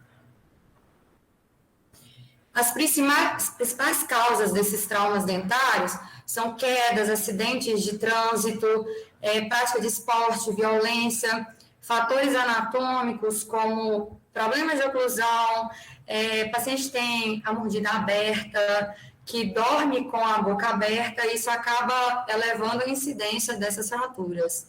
Pode passar. A odontologia restauradora visa a preservação de tecidos saudáveis, a estética, a reabilitação da função, a longevidade e a restauração deve possuir a resistência semelhante ou parecida com a do dente natural e a aparência também semelhante ou parecida e que seja o mais imperceptível possível que aquilo ali não é o dente natural. Pode passar. A técnica de colagem, ela deve ser considerada uma das primeiras opções do tratamento restaurador, no caso dessas fraturas dentárias, desde que o fragmento esteja viável. E isso ocorre, essa opção pela colagem dessas fraturas, devido à simplicidade da técnica, ela é mais barata também, então, às vezes, para o paciente que não tem uma condição financeira muito boa, ela é muito viável, ela conserva melhor a estrutura, né, porque pega um fragmento que já era do dente, o que ajuda na funcionalidade também, promoção de segurança e estética natural mesmo, né, porque é o dente que estava ali, se ficar bem feito, é uma coisa que esteticamente para o paciente vai ser muito boa, pode passar. Existem duas técnicas de colagem, que é a autógena e a homógena. Quando você tem o fragmento dentário e ele ainda está viável, geralmente a gente usa a autógena, que foi utilizado no nosso relato de caso. Ela é mais utilizada pelos dentistas, ela tem um ótimo resultado, a rápida execução, ela é mais econômica, ela é utilizada por meio de sistemas adesivos e resinas compostas. É contraindicada quando o elemento apresenta restaurações extensas e comprometimento estético.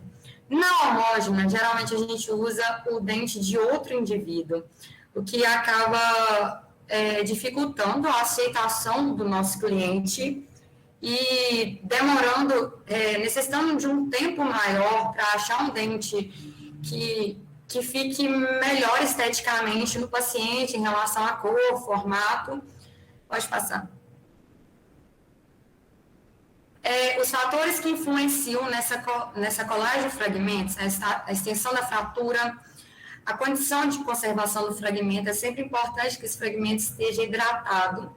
De acordo com alguns autores, quando o fragmento é conservado numa solução salina, às vezes ele pode ser preservado melhor a sua cor e a sua funcionalidade. Quando ele não fica hidratado, ele acaba perdendo a cor um pouquinho, então, quando você vai fazer aquela colagem no dente do paciente, dá muita diferença de cor e não fica viável esteticamente. Influencia também como vai ser feita essa adaptação ao remanescente, a umidade no campo da colagem, né, que é bom evitar ter água no elemento dentário que vai ser realizada essa colagem, porque isso pode acabar prejudicando um pouco a adesão desse fragmento. Alteração de cor também influencia, o preparo, os materiais selecionados, condição e envolvimento pulpar, e o conhecimento do profissional também, que é muito importante nesse caso. Pode passar. Como tudo tem prós e contras, a colagem de fragmentos também tem as suas vantagens e desvantagens. As vantagens são os resultados estéticos, né, que devido a usar um fragmento do próprio dente, fica mais próximo do natural. Estabilidade de cor de esmalte, preservação da translucidez incisal, mesmo se fosse fazer uma restauração indireta, ou uma restauração direta de resina, ou mesmo indireta, não fica a mesma coisa de um dente natural, mesmo seguindo todos os protocolos. Outra vantagem é a conservação da anatomia original, conformidade com os dentes vizinhos, possui maior longevidade e maior satisfação do cliente. As desvantagens é que pode acontecer uma colagem em posição irregular e isso acaba evidenciando a linha entre o elemento dentário e o fragmento. Esteticamente, não é legal. Outra desvantagem também é que a gente tem que fazer o bisel para fazer essa colagem do fragmento, para evitar para melhorar a adesão dele, né, também, e isso acaba desgastando um pouco da estrutura dentária sadia, né. Outra desvantagem é que pode ocorrer a descoloração do fragmento, né, se ele não estiver hidratado, se ele tiver ficado muito tempo sem estar em contato com água, alguma coisa assim. E o risco de descolagem se o paciente estiver apto para funcional, como bruxismo, apertamento. Pode passar. Os materiais utilizados foram ácido fosfórico, a 37%, sistema adesivo, não houve consenso entre os autores de qual sistema adesivo é o melhor para ser utilizado na colagem de fragmentos, e resina composta, cimento resinoso ou ionômero de vidro. Teve um autor, pode voltar, teve um autor que fez um estudo e ele acabou descobrindo que o cimento resinoso, às vezes, ele é melhor porque ele acaba prevenindo, ele é melhor assim, um pouco, porque ele acaba prevenindo um pouco as nanoinfiltrações. Pode passar. Agora eu vou passar a palavra para a Lara. Olá, vou dar continuidade no nosso trabalho. Já adianto que o nosso relato de caso foi cedido pelo nosso professor orientador, Renato Gelli. E essa paciente, ela se encontrou com um profissional, ela é do sexo feminino, 15 anos, ela chegou à clínica com uma fratura no elemento 21, como podemos observar nas imagens, tanto a imagem do remanescente radicular, como também da fratura, né, do dente fraturado em si. Pode passar.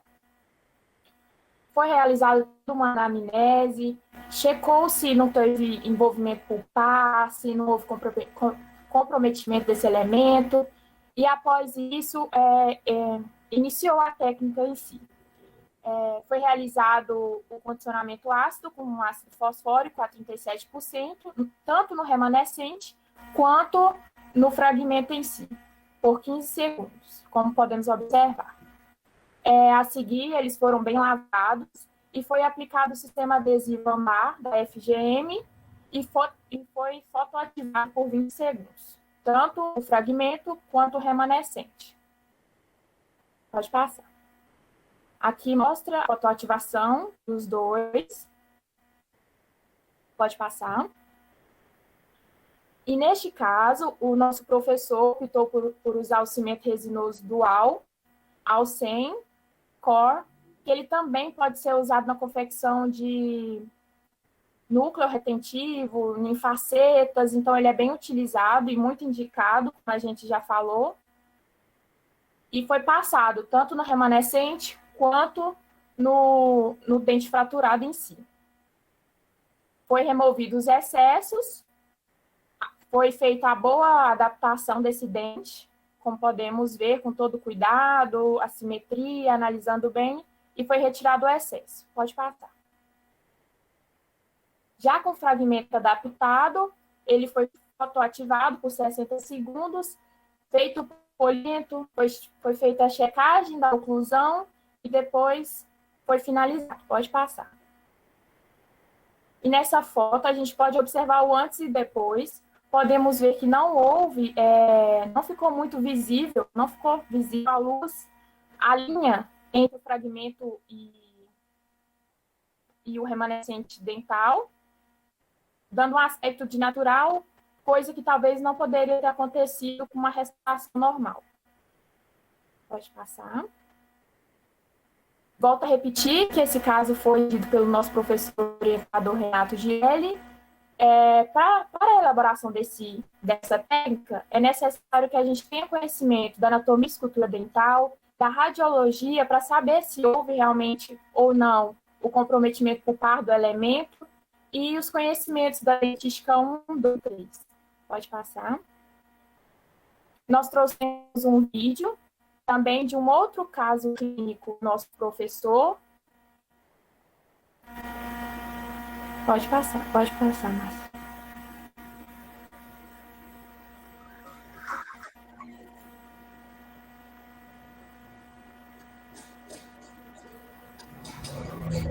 Já nesse caso, a gente pode observar que é no incisivo lateral, aí a gente pode observar o fragmento, já realizando o condicionamento ácido.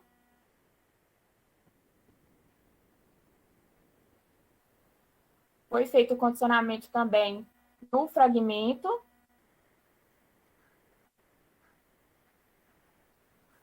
E aí, já aplicando o sistema adesivo. Aí, o sistema, o cimento resinoso, sem pó, tanto no elemento quanto no fragmento. A adaptação.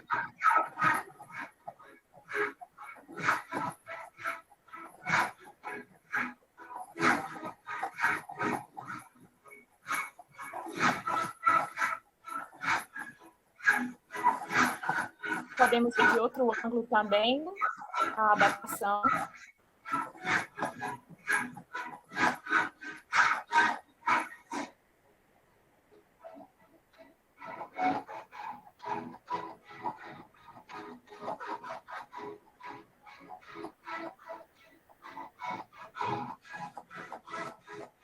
Foi retirado o excesso, foi feito o polimento e o caso foi finalizado com muito sucesso.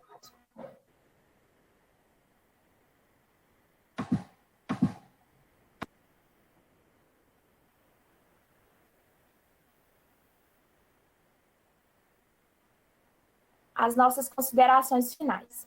Diante do exposto, considera-se a colagem de fragmentos dentários um método eficaz para a restauração de dentes anteriores fraturados, principalmente quando se comparada com as restaurações de resina compostas convencionais ou coroacerâmicas. Além de conservadora, essa técnica mostrou-se eficaz no restabelecimento da estética, da saúde perioral, emocional, assim como mastigatória.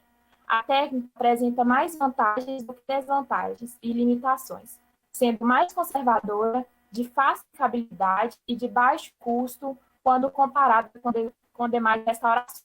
Dessa forma, torna-se mais viável optar por este procedimento operatório, sempre que os requisitos que determinam a sua realização forem favoráveis. Portanto, cabe ao cirurgião dentista realizar uma análise correta com o intuito de determinar se o caso é indicado ou não para a colagem, dando importância à extensão e o tipo de fratura, o envolvimento pulpar, o estado de hidratação do fragmento e a adaptação ao remanescente. Essas são as nossas referências bibliográficas. Peço desculpa por qualquer instabilidade da internet e muito obrigada pela sua atenção.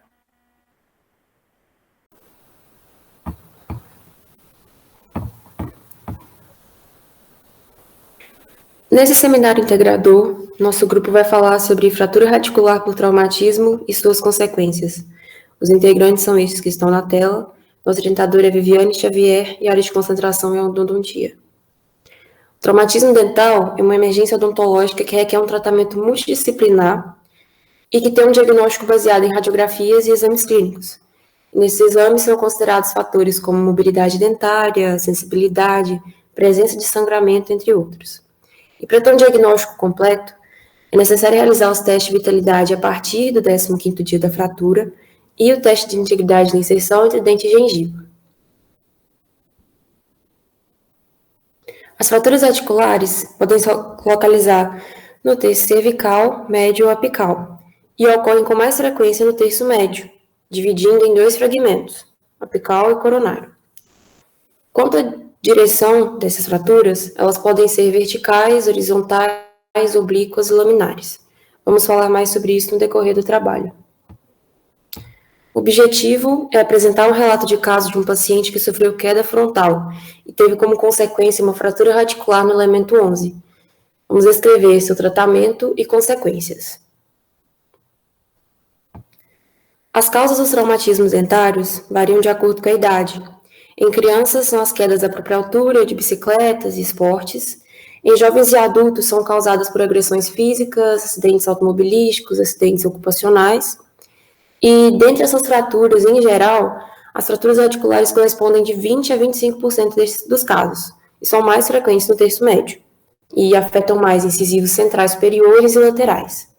O diagnóstico dessas lesões são feitos a partir de radiografias e tomografias, e exames clínicos, onde é possível observar nessas radiografias perda de espaço periodontal, localização da fratura e se houve algum movimento de intrusão radicular.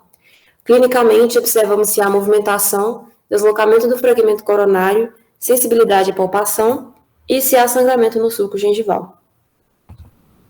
E em muitos casos, são feitos esses testes de vitalidade pulpar para avaliar se houve algum comprometimento do feixe vascular e nervoso. Porém, eles são apenas após os 15 dias decorridos. Para ter uma recuperação sem complicações, o ideal é buscar atendimento logo após a queda, no máximo 3 horas depois. A partir desse tempo, no mesmo dia, mais tarde, 10% dos pacientes vão estar sujeitos a uma reabsorção radicular externa, que pode aparecer em até 3 meses.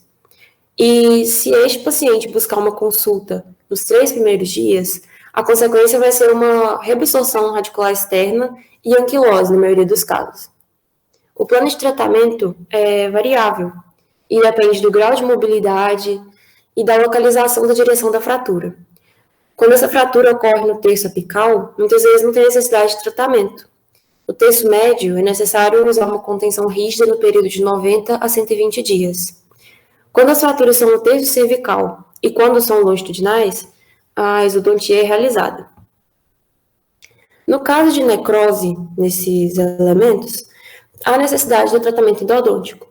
Essa necrose geralmente acontece no fragmento coronário, por isso o tratamento é feito apenas dessa parte, até a linha da fratura. Em casos onde as duas partes estão necrosadas, a parte apical deve ser removida cirurgicamente. A fratura radicular vertical é longitudinal do longo eixo do dente e causa extração em 10% dos casos. Tem maior ocorrência em dentes tratados endodonticamente e, por não ter sintomas nem características exatas, podem acabar sendo confundidos com um insucesso no tratamento endodôntico e até mesmo a doença periodontal. No exame clínico desse tipo de fratura, é possível notar que tem edema, presença de fístula, bolsa periodontal isolada, profunda e estreita. E no exame radiográfico, podemos ver espessamento do ligamento periodontal, perda óssea vertical e perda óssea perirradicular localizada e profunda. A fratura radicular horizontal é o tipo mais incomum. Envolve dentina, polpa, ligamento periodontal e cemento. E é resultado de um impacto horizontal, onde o fragmento apical permanece vital. A fratura radicular oblíqua é caracterizada pelo rompimento do tecido duro da raiz. Ela se divide em 2 fragmentos, coronário e apical, e tem um formato mais parecido com uma diagonal do que uma linha. Ela pode ser causada por traumas, enfraquecimento da estrutura dental, tratamento endodôntico inadequado, infiltrações sobre próteses e sobrecargas excessivas sobre os dentes. No diagnóstico clínico desse tipo de fratura, é possível notar mobilidade, deslocamento coronário e sensibilidade à palpação. O tratamento é feito com reposicionamento dental, a contenção rígida e, com isso, podemos possibilitar uma recuperação muito boa e uma estabilização do elemento. A fratura laminar é o tipo mais incomum, onde a fratura atinge a raiz, mas não envolve a polpa. Eu sou Ana, e para a gente poder, então, exemplificar o que foi dito na revisão de literatura, nós temos o caso desse paciente do sexo masculino, leucoderma de 13 anos, que procurou atendimento, relatando que sofreu acidente por queda frontal na escola, e ele teve como consequência fratura radicular do elemento 11. Quando foi observado clinicamente e radiograficamente, percebeu-se que não houve separação de nenhum fragmento dentário. E também não houve sangramento gengival e nem apresentou muita mobilidade. Ele apenas sentia muita sensibilidade ao toque dos lábios e na língua. Então, esse paciente, ele pode passar? Esse paciente, ele foi atendido 2 horas após o acidente e na avaliação intra e extrabucal foi possível observar que ele teve escoriações na face e nos lábios, um pequeno edema e eritema gengival. Então, ele foi medicado com analgésico e anti-inflamatório por 3 dias. Quanto aos testes de percussão e palpação, eles foram positivos. E outra coisa relevante é que no primeiro atendimento não foi realizado os testes pulpares, devido ao fato de que a condição pulpar dele estava alterada, por causa do impacto que ele havia sofrido. Então, por isso, as respostas poderiam dar falso negativo. Então, foi realizado um segundo momento, quando as fibras do ligamento periodontal dele já estavam recuperadas. Pode passar. 15 dias após, nesse segundo momento, os testes de sensibilidade foram realizados e a polpa estava vital.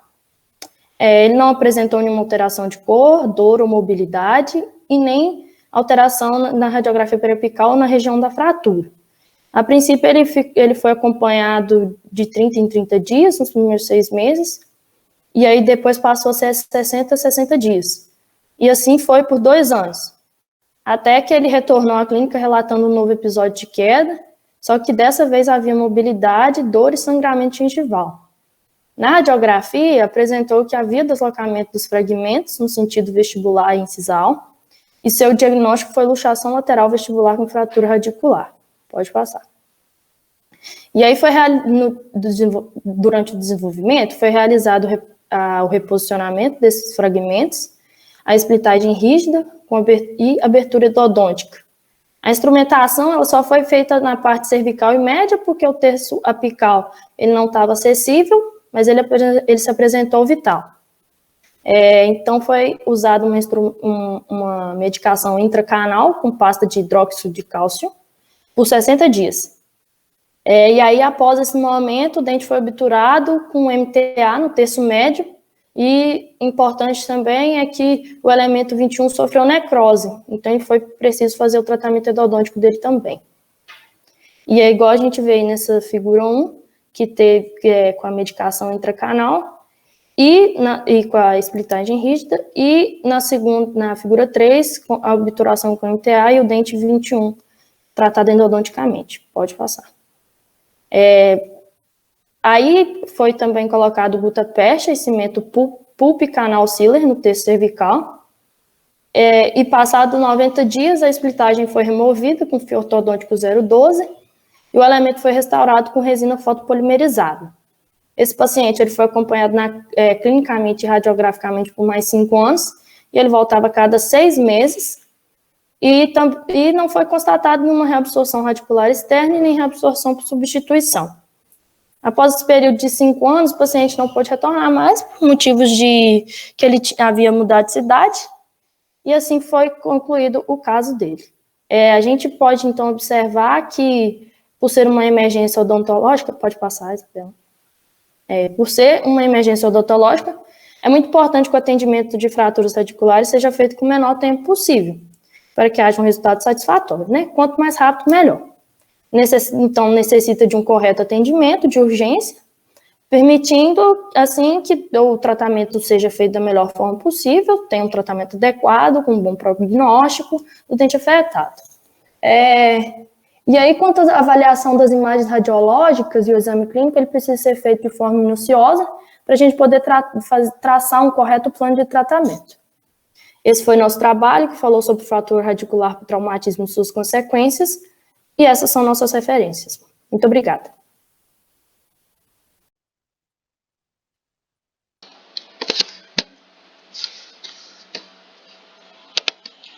Bom, boa noite, né, pessoal? Nós, alunos do 5º período, vamos estar apresentando, né, nosso trabalho do 13º Seminário Integrador do curso de Odontologia.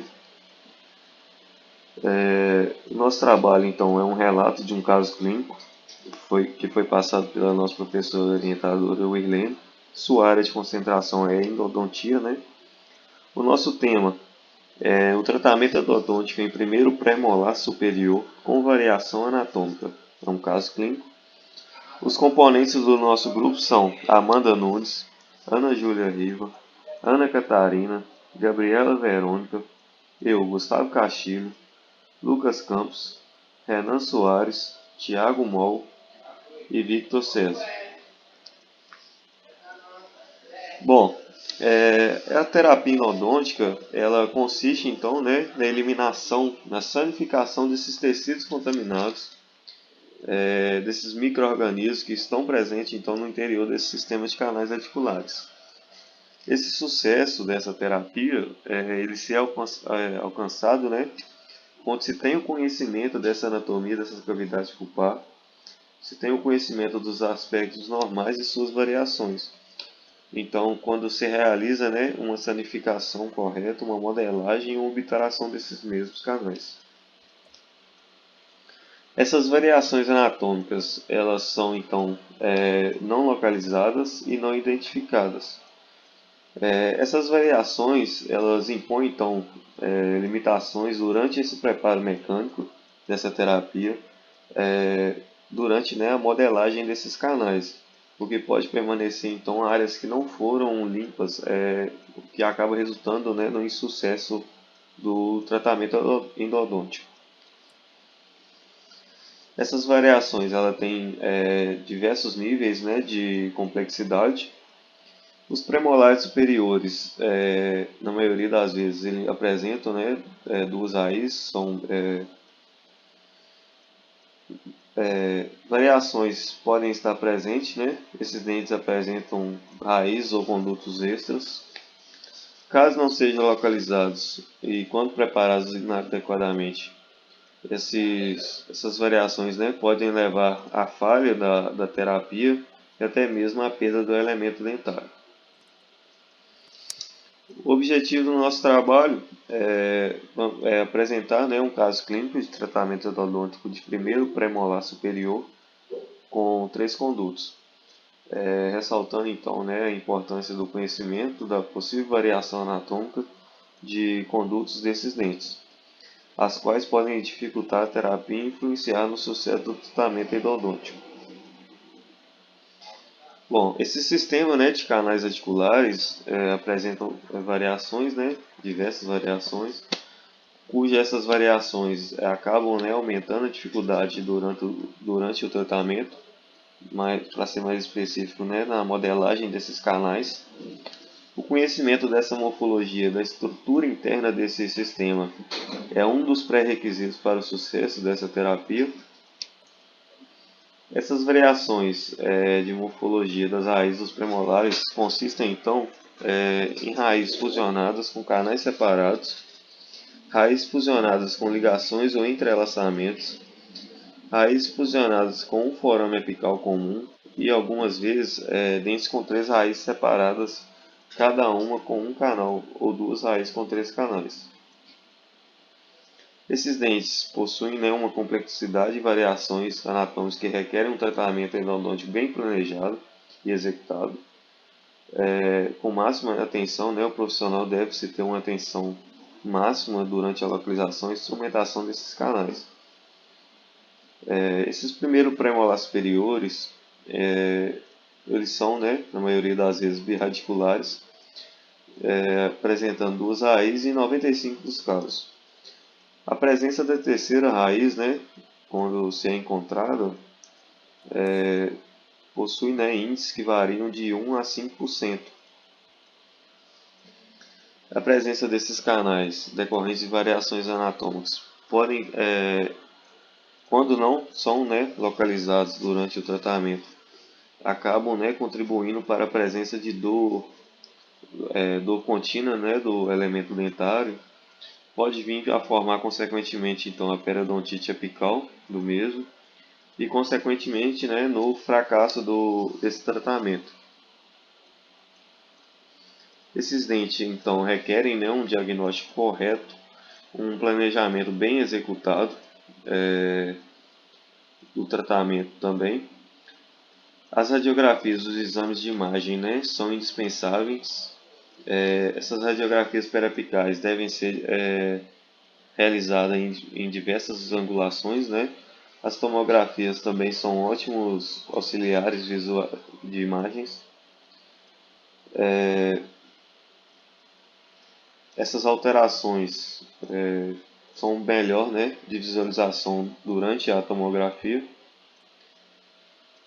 As lupas e os microscópios são também ótimos auxiliares, né, durante o decorrer do tratamento e também até mesmo auxiliam na localização dessas entradas, desses canais.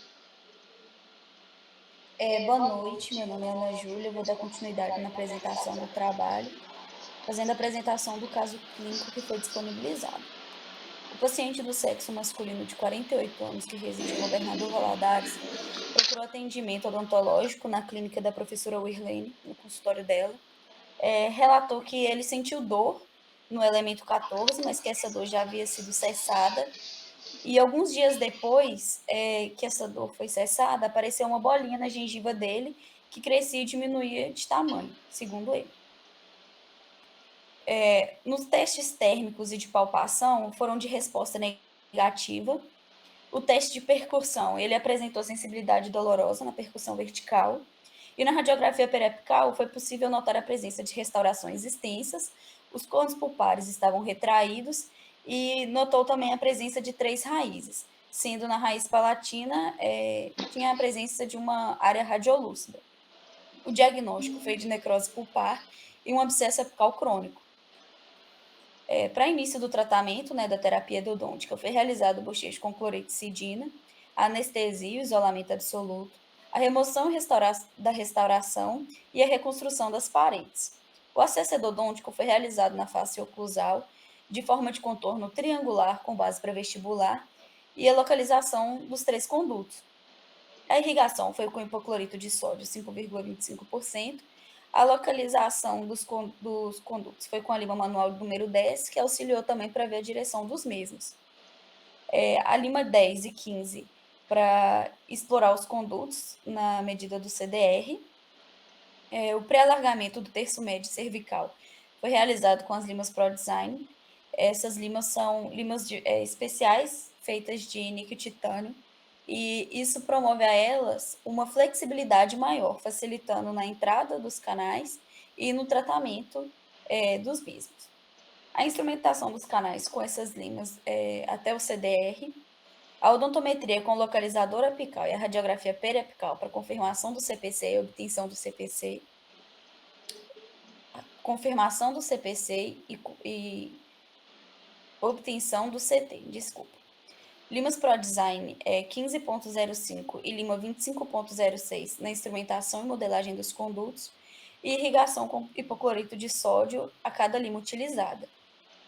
Os cones de escolha para obturação do conduto foi o Fine Medium extra longo, calibrado e medido no valor de CT. A obturação dos condutos foi com o cone e o cimento endodôntico Cialapex. A remoção da obturação excedente com instrumental aquecido de Lucas, retirando o excesso, né, da coroa, a limpeza da cavidade e o selamento provisório, finalizando com a radiografia final.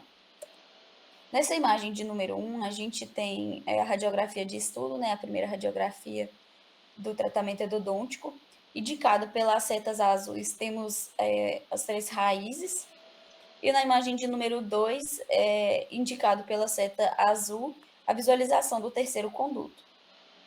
Na foto de número 3 é a obtenção do CPC. A foto de número 4 é raio-x da obturação.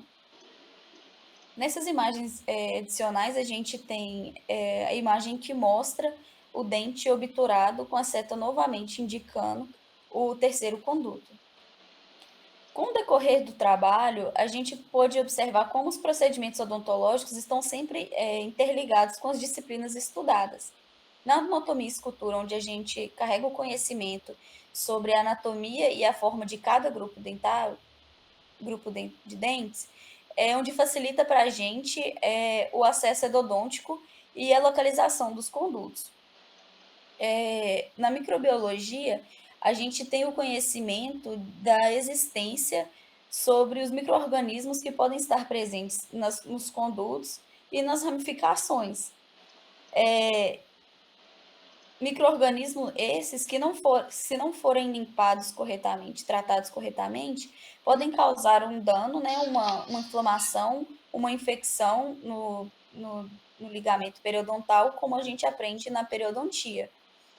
Se esses micro-organismos não sendo tratados e causando esses danos no ligamento, é onde o paciente relatador que leva a gente à prescrição do fármaco com os ensinamentos da farmacologia.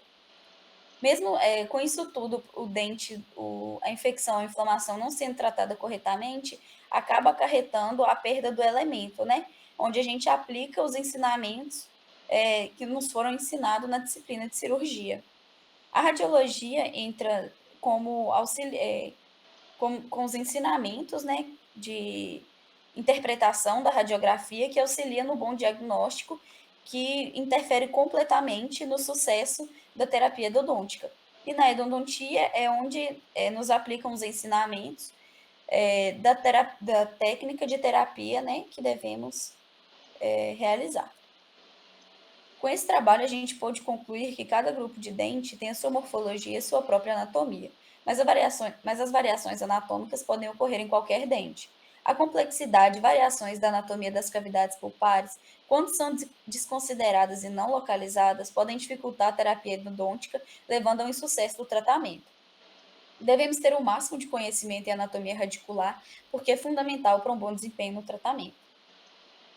Os premolares podem apresentar variações anatômicas no número e localização dos condutos radiculares. Essas variações podem exigir maior destreza e habilidade do cirurgião dentista para o preparo e sanificação dos canais. Mesmo alguns dentes apresentando alterações e variações nos condutos radiculares e o tratamento ser complexo, com um correto diagnóstico e adequado planejamento, é possível realizar a terapia endodôntica com sucesso. Aqui as referências que a gente utilizou para a confecção do trabalho. Nosso muito obrigado e boa noite.